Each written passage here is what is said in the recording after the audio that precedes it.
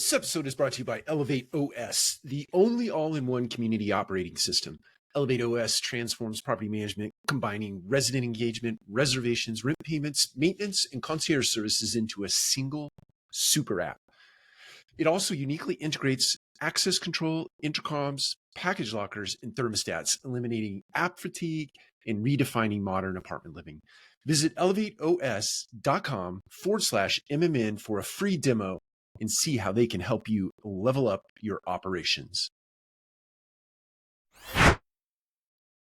Welcome to another episode of the Multifamily Collective. We're bulk recording, same shirt, same background, same day of the week, getting some content, trying to get ahead of this week that is coming up because we have a lot of commitments that we are paying attention to this week. So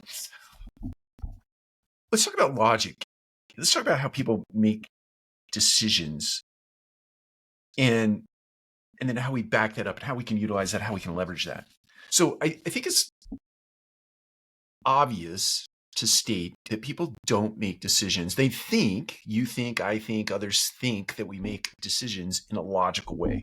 Even if we sit down with a piece of paper and we map out the logic as it relates to a decision that we need to make.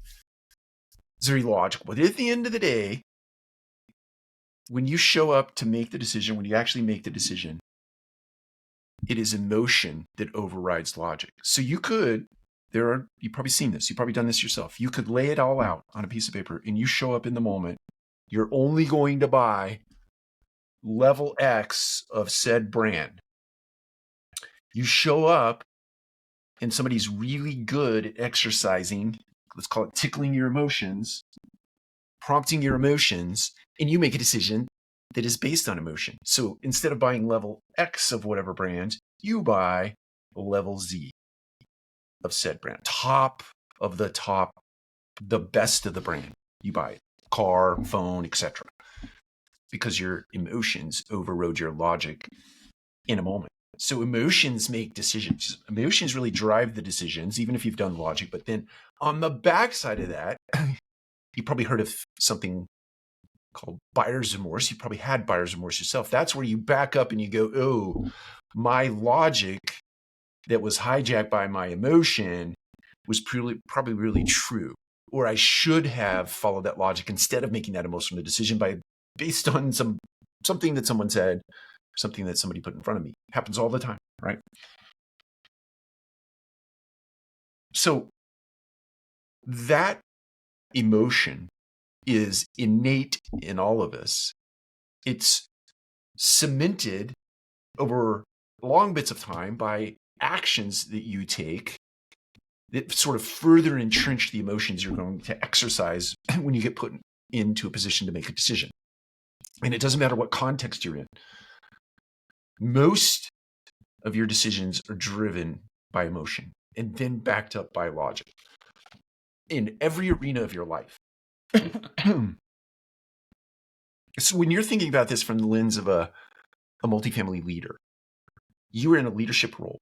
You are tasked with creating outcomes that are beneficial to the business, that are a net benefit to the business that you're in. In this case, you're running a team that runs multi-million-dollar businesses called apartment communities, and it is your job to make sure that people are inspired and motivated and full of good logic. Remember where logic comes from, or what happens first. People are motivated by emotion and then backed up with logic. So you've really, in my opinion, you have to get deep into the study of emotion. What drives people? What motivates people? What inspires people? And those are two different things, motivation, inspiration. We've talked about that in other episodes.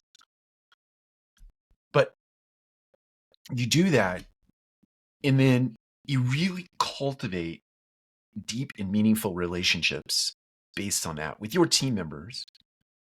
And then you use storytelling. Get really versed in the art of storytelling. There was a point in my life where I went through, who knows, let's call it a 1 to 3 years study of storytelling, learning how to tell stories, and then archiving a bunch of stories that you could take and you could retool to fit the thing that you're trying to accomplish. Get versed in the art of storytelling. That's my encouragement to you, so that you can tap into the emotions of the people that you're working with and for to create outcomes. That's it. Take care. We'll talk to you again soon.